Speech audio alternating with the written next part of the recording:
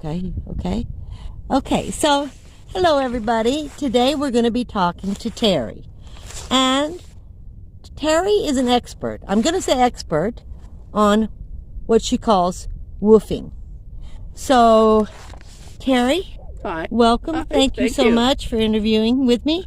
I'm going to say that I don't see myself as an expert. I do have a lot of knowledge. I figured you were going to say that. Yeah, if I use the word, I expect Terry will argue with every word I use and give a different explanation, just so you know. Okay. How old are you? 72. Okay. And how many years, when did you start, how many years have you been doing the woofing? Well, I started in 2015, so 9 years? Oh, 10 years. This 10 is years. 25. Oh, yeah, that's right, 10 years. Yeah, we just changed over. How many farms have you worked on? It's 49, 50, 51, somewhere in there. I should sit and count them. And I just thought about a question. How many farms do you go to a year? Do you stay on one or two or three? Well, I haven't been doing it for a couple of years for various but when reasons, you did, some medical. Yeah. But the all those years that I did do it, I didn't stay. Actually, my length of time was 3 months. At 3 months, I'm ready to go. But there's some farms there was a farm I did that it was pumpkin season. I was only there for a week. Because you're there and then to you help. Moved on. You were there to help with the pumpkins and whatnot. Yeah, so then you move on to another farm. So, I could have had 10 in 1 year, which was not normal, but I mean, I could have had 10 in 1 year.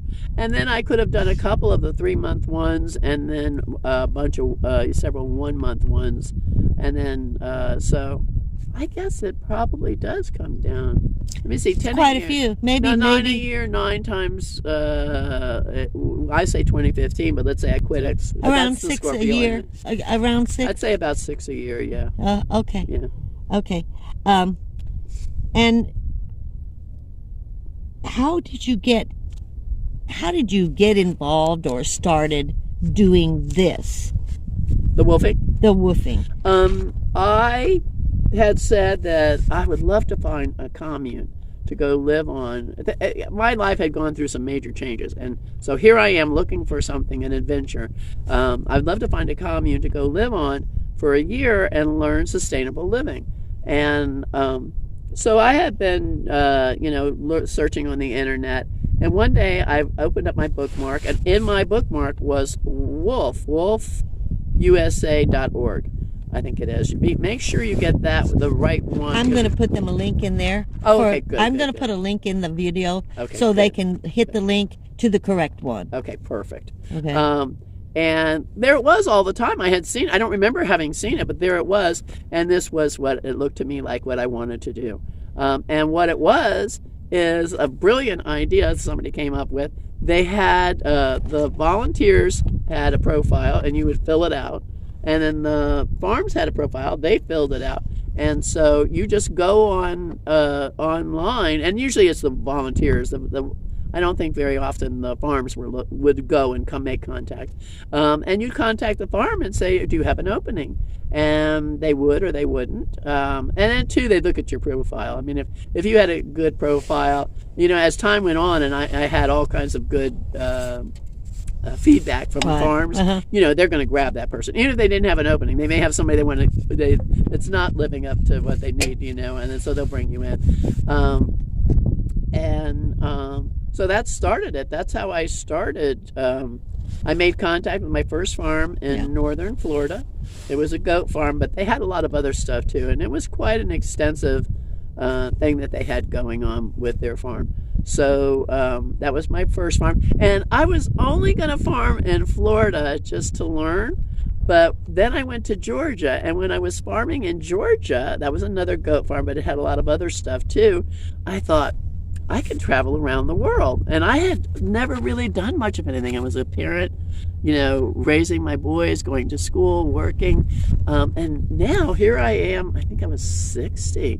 And I have an opportunity to travel around the country for free, And so... But the word, I think you and we talked about this. The word important here is volunteer.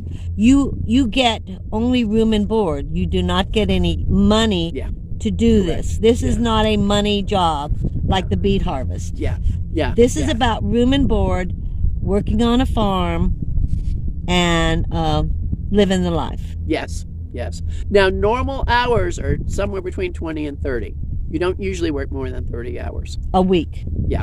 Yeah. So, but yeah. They, rightfully so, the farmers expect work. They expect the help. And the thing is, because wolfers generally stay a week to a couple of months, you have those first several days you're learning, so you're not a real benefit to them. So you have to be serious. Get in there. You really want to do this stuff. You really want to learn these things. You really want to have this experience. And then after those first few days, now you've been, educated about the farm and, the things that need to be done, and you get to work. You really get to work. So you started on the Georgia farm. You were going to talk about that for a minute. Yeah, so I was on the Georgia farm that I realized that I could do this all around the country. Okay. The Georgia farm, I just love that lady. She was an artist at heart. She had several different barns. One was, and she would have school children come out for whatever you call that thing that kids do with the school. And it was all antique farm equipment. She'd have another one. She did metal work, so she created sculptures and stuff. And on the farm, on the fronts of these different barns, there would be pictures that she painted. Well, there was one that I remember of a rooster. I mean, the whole door was covered with this big rooster that she painted. And then her daughter and her daughter's boyfriend were there, and her daughter was an artist in the kitchen with food and whatnot. And then she also had gardens, and I did most of the garden stuff. And we had talked about it, but I never finished saying I had never seen red clay dirt before, and I was the only one doing the garden stuff for the most part.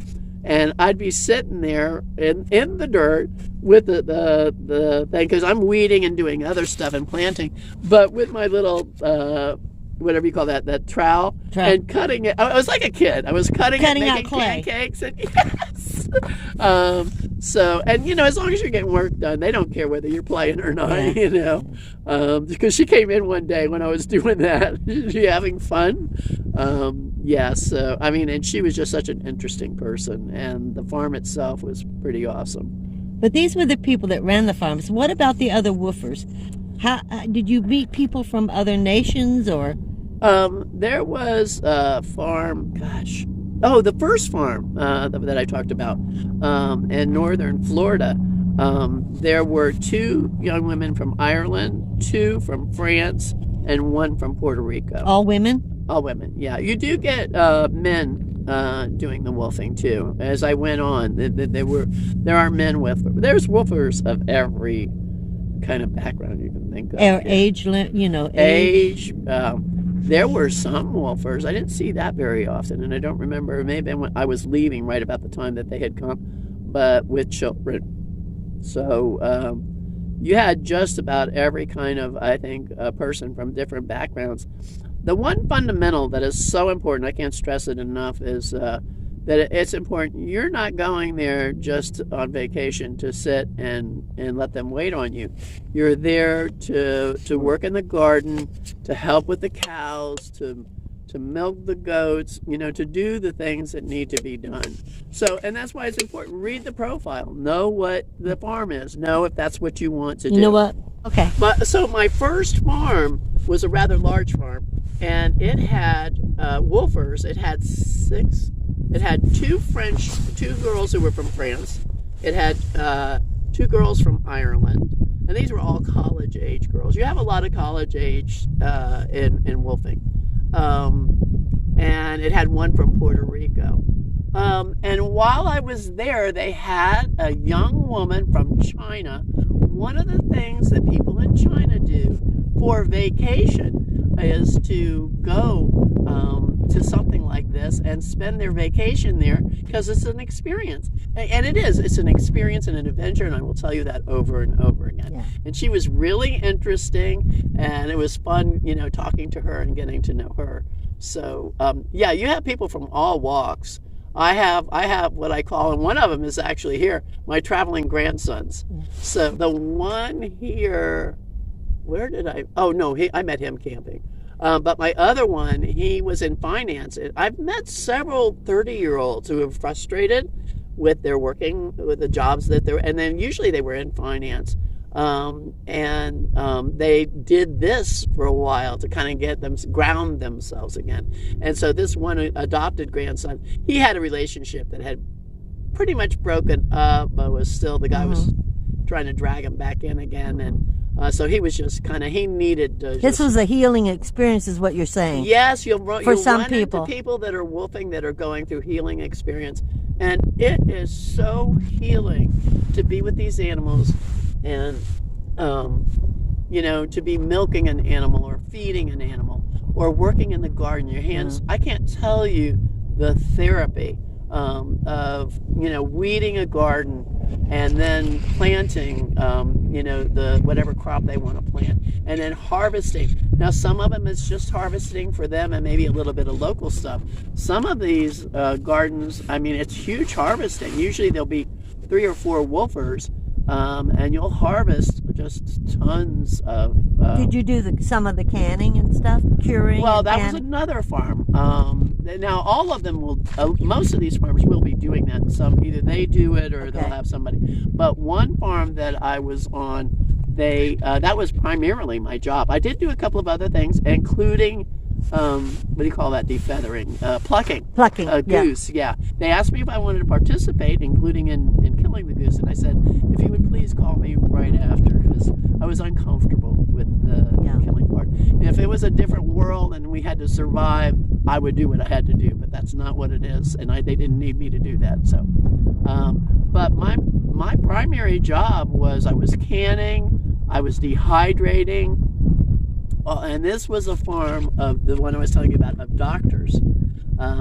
So they had 3 different farms, but they had a very extensive, and maybe in another YouTube we could go into that.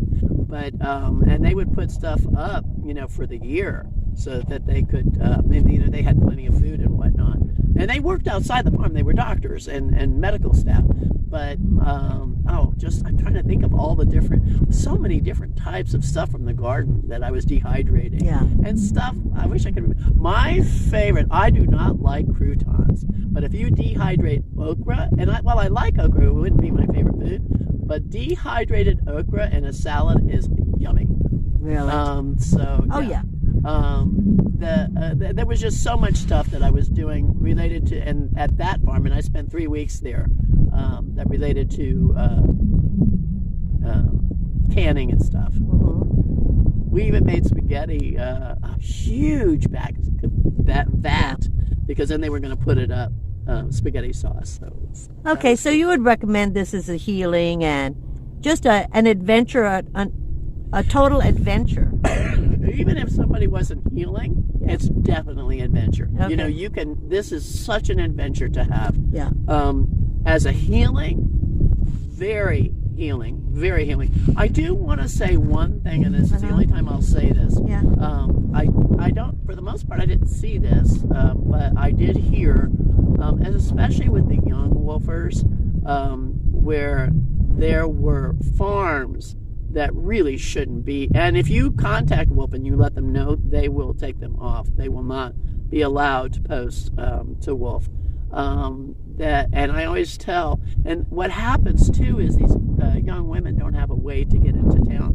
But I would tell them, if you're at a farm, and now this is the worst case scenario, but if you're on a farm and you're not happy, you should go and tell the farm host. I always at the end of the week would ask them, how do you think I'm doing? I want to make sure you're getting what you want, and that's what I would say, and I'm getting what I want.